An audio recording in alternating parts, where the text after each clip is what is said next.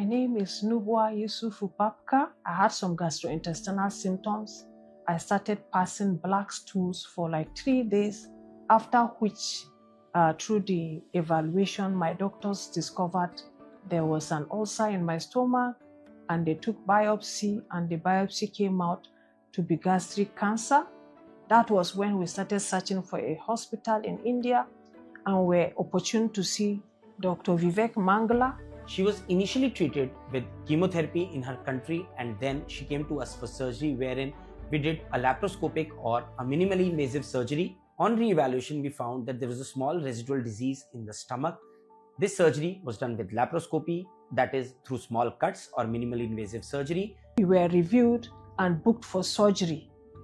The surgery went successful, and to the glory of God, I was discharged.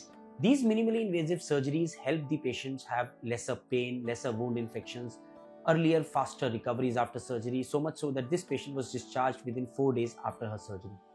I would like to thank Dr. Vivek Mangla and his team who took care of me, and I want to thank Max Super Specialty Hospital Vaishali for their professional care.